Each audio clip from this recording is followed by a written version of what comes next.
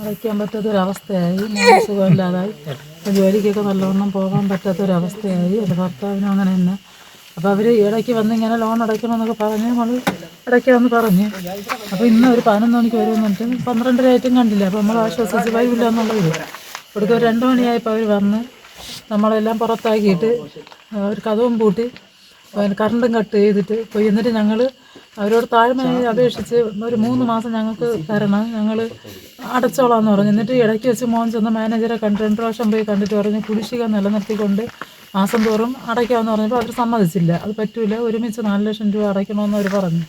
അപ്പോൾ അതിനെക്കൊണ്ട് പറ്റില്ല എന്ന് പറഞ്ഞു. അപ്പോൾ ഇന്ന് വന്നിട്ട് അവർ അതുപോലെ പറഞ്ഞപ്പോൾ നമ്മൾ പറഞ്ഞ് അപ്പോൾ 60 ദിവസം തരാമെന്ന് പറഞ്ഞു. അപ്പോൾ 60 ദിവസം കൊണ്ട് എന്തായാലും 4 ലക്ഷം രൂപ ഞങ്ങളെ കൊണ്ട് കഴിയില്ല എന്ന് പറഞ്ഞ്. ഒരു 3 മാസമെങ്കിലും ഞങ്ങൾക്ക് തരണമെന്ന് പറഞ്ഞ്. അപ്പോൾ അവർ തരില്ല എന്ന് പറഞ്ഞ്.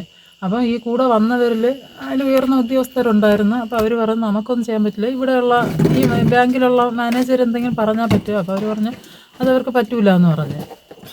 അങ്ങനെ അവർ നമ്മളെയും പുറത്താക്കി കതക് അടച്ച് വേറെ പൂട്ടിട്ട് അവർ പൂട്ടി, നമ്മളെ പൂട്ടിനൊക്കെ അവർ മാറ്റിയിട്ട് വേറെ പൂട്ടിട്ട് പൂട്ടി. പിന്നെ കറണ്ടും കട്ട് ചെയ്ത്. എന്നിട്ട് എൻ്റെ മോൻ ചോദിച്ചു ഈ കുഞ്ഞിനെയും കൊണ്ട് എവിടെ പോകാനാണ്. എന്നിട്ട് നമ്മൾ പറഞ്ഞു 85 വയസ്സായ ഒരു ഉമ്മ ഉണ്ട്, അവർക്ക് സുഖമില്ല, അറ്റാക്ക് വന്ന് ഈ ഇടയ്ക്ക് പിന്നെ പല രോഗങ്ങളായി കിടപ്പിലായി അങ്ങനെയുള്ള ഒരാളുണ്ട്, പിന്നെ 5 മാസമായ ഒരു കുഞ്ഞുണ്ട്. അപ്പോൾ ഇതിനൊക്കെ എന്ത് ചെയ്യട്ടെ എന്ന് പറഞ്ഞപ്പോൾ അവർ ഒന്നും ചെയ്തില്ല. സാധനങ്ങളെല്ലാം അവർ തന്നെ പറഞ്ഞ പറക്കി മാറ്റണം, ഞങ്ങൾക്ക് കൂട്ടാനാണെന്ന് പറഞ്ഞ്. അപ്പോൾ പിന്നെ നമ്മൾ പിന്നെ പറക്കി മാറ്റി. എന്നിട്ട് പിന്നെ അവർ പോണ പോക്കിൽ മോൻ ചോദിച്ച് ഇതുപോലെ എൻ്റെ കുഞ്ഞിനെ കൊണ്ട് ഞങ്ങൾ എവിടെ പോട്ടെന്ന് പറഞ്ഞ്. അപ്പോൾ അവരാരും ഒന്നും മിണ്ടിയില്ല, മിണ്ടാതെ അങ്ങ് പോയി. ഞാൻ ഈ വാർഡിലെ മെമ്പറാണ്, പഞ്ചായത്ത് മെമ്പറാണ്, വാർഡ് മെമ്പറാണ്.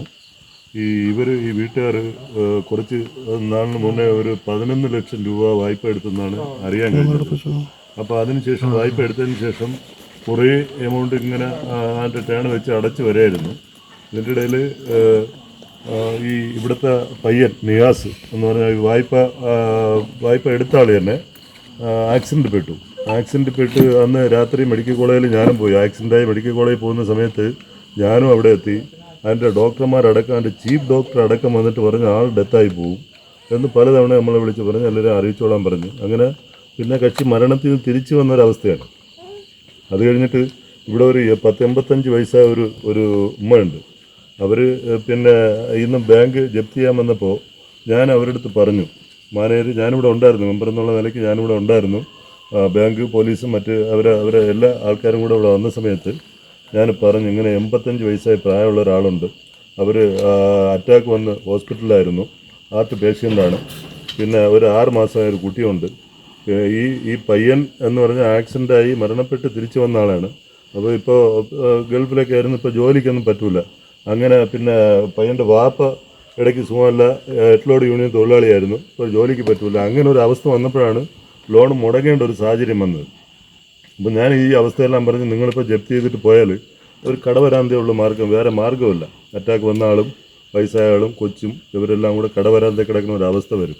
അതുകൊണ്ട് സാറ് ഒരു ചാൻസ് കൂടെ അവർക്ക് കൊടുക്കണം, ഒരു അവസരം കൂടെ കൊടുക്കണം എന്ന് ഞാൻ പറഞ്ഞപ്പോൾ അവർ പിന്നെ അതിൻ്റെ വന്ന ഒരു മെയിൻ ഓഫീസറുമായിട്ട് ആലോചിച്ചതിന് ശേഷം 2 മാസം കൊടുക്കാമെന്ന് പറഞ്ഞു.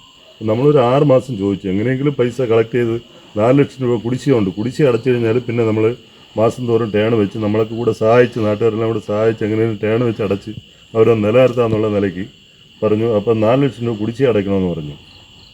അതിപ്പോൾ പറ്റൂല എന്ന് പറഞ്ഞാണ് 6 മാസം കാലാവധി ചോദിച്ചപ്പോൾ അത് കൊടുക്കാൻ കഴിയില്ല എന്ന് പറഞ്ഞ് അവർക്ക് പ്രൊസീജിയർ നടപ്പിലാക്കണം എന്ന് പറഞ്ഞിട്ട് തടസ്സപ്പെടുത്തരുത് എന്ന് പറഞ്ഞതിന് ശേഷം പോലീസ് അടക്കമുള്ള ആൾക്കാർ സാധനങ്ങളെല്ലാം കൂടെ വാരി മാറ്റാൻ പറഞ്ഞ് മാറ്റി. അവരിപ്പോൾ പെരുവഴിയിലാണ്. ഇപ്പോഴും ഈ 12 മണി സമയത്ത് ഞങ്ങളിവിടെ കാവലിരിക്കുകയാണ്. ഈ നാട്ടുകാർ മൊത്തം ഇവിടെ ഉണ്ടായിരുന്നു, അവരൊക്കെ ഇപ്പോൾ പോയി കിടന്നതേ ഉള്ളൂ. ആ വയസ്സായ അമ്മ വിറച്ച് പിന്നെ വിറയലായി ആണ് എടുത്ത് മാറ്റി ഇപ്പോൾ ഈ സൺസൈഡിൻ്റെ അടിയിൽ കിടത്തിയത്. അതുപോലെ തന്നെ കൊച്ചിനെ അടുത്ത വീട്ടുകാർ വന്ന് അവിടെ അഭയം പ്രാപിച്ചൊക്കെയാണ് 6 മാസമായ കുട്ടിക്ക്. അത്ര ദയനീയ അവസ്ഥയാണ്. അവരുടെ ഒരു സാഹചര്യം ഞാൻ നേരത്തെ പറഞ്ഞു. കാരണം മറ്റേ ആൾ ജോലിക്ക് പോകാൻ കഴിയണില്ല ഇപ്പോൾ. എന്നിട്ട് ജോലിക്ക് പോകും, ഇടയ്ക്കൊക്കെ പോയി വരുമ്പം തന്നെ ആക്സിഡൻ്റ് ഒരു ശാരീരിക അവസ്ഥ ഇപ്പോഴും ഉണ്ട് കക്ഷിക്ക്. അപ്പോൾ ഇപ്പോൾ കമ്പിയാണ്, കയ്യിലും കാലിലൊക്കെ കമ്പിയാണ്. ഇപ്പോൾ ജോലിക്ക് പോകാൻ പറ്റില്ല. എന്നിട്ടും ചില ദിവസങ്ങളിൽ അല്പം ആശ്വാസം കിട്ടുന്ന ദിവസം പോവുകയാണ്. ഇദ്ദേഹം ഇപ്പോൾ കാലം വയ്യാതെ ഇവിടെ ഇരിപ്പാണ്. ഈ കുടുംബത്തിൻ്റെ അവസ്ഥ അതാണ്. അതുകൊണ്ട് എങ്ങനെയെങ്കിലും അധികാരികളെ ശ്രദ്ധയിൽ ഇത് പെടുത്തിക്കൊണ്ട് നമ്മൾ പിന്നെ ഒരു നിയമവിരുദ്ധമായ പ്രവർത്തനത്തിന് പോകാത്തതാണ്. അവർ മറ്റു ഉത്തരവും ഓർഡറൊക്കെ കൊണ്ടാണ് വന്നത്. അവർ ഔദ്യോഗിക കൃത്യനിർവഹണം തടസ്സപ്പെടുത്തേണ്ട എന്നുള്ള നിലയ്ക്കാണ് നമ്മൾ അപ്പോഴും പിന്നെ അങ്ങ് നമ്മൾ വേറെ ഒന്നും ചെയ്യാത്തത്. ഓക്കെ.